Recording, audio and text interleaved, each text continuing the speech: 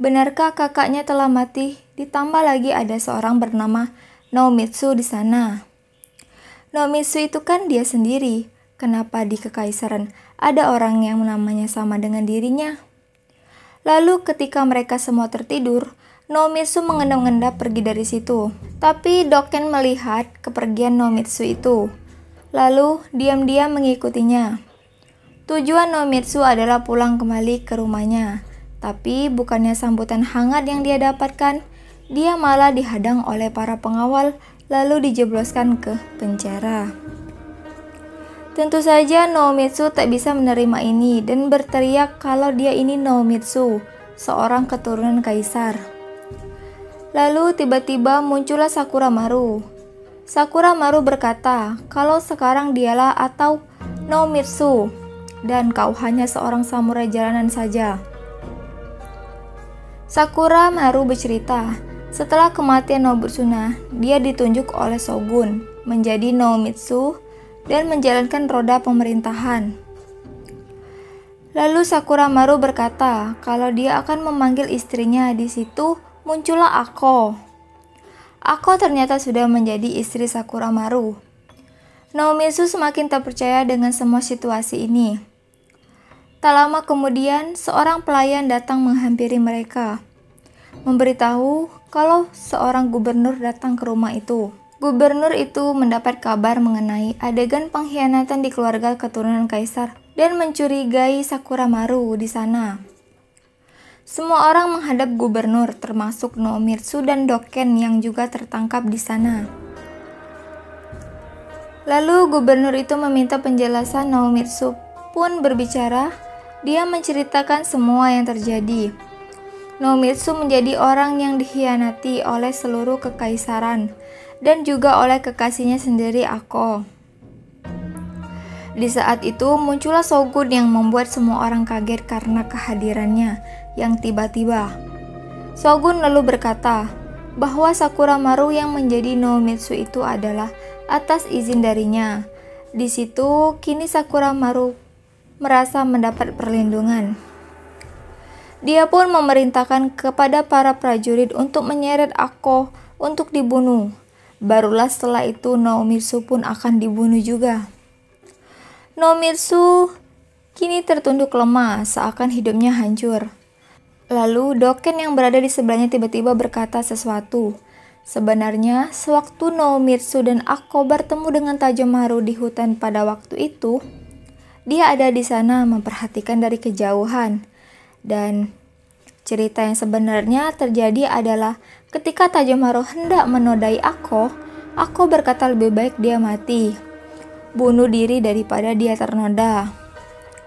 Dengan pisau sudah terhunus di lehernya. Melihat itu, Tajamaru tak tega. Ako lalu berkata kalau dia sangat mencintai Naomitsu, tapi dia kini merasa sudah menjadi wanita kotor karena pernah dinodai oleh Nobutsuna. Ditambah lagi, selama Ako masih bersama Naomitsu, hidupnya Naomitsu itu akan selalu dalam bahaya. Maka dari itu, Ako berinisiatif untuk meninggalkan Naomitsu demi menyelamatkan hidupnya. Naomitsu itu sendiri. Untuk meninggalkan Naomitsu demi menyelamatkan hidupnya Naomitsu itu sendiri. Cerita dari Doken itu pun menyadarkan Naomitsu kalau Ako masih sangat mencintainya hingga rela berbuat seperti itu. Lalu setelah menceritakan semua yang terjadi, Doken tiba-tiba memanggil semua teman-temannya yang langsung datang dan menghajar semua pengawal yang ada di situ.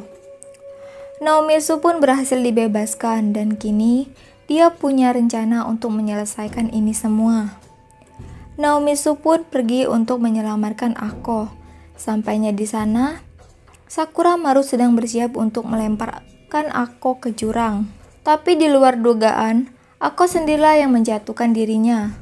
Melihat itu, Naomitsu ikut terjun menjatuhkan diri ke jurang juga.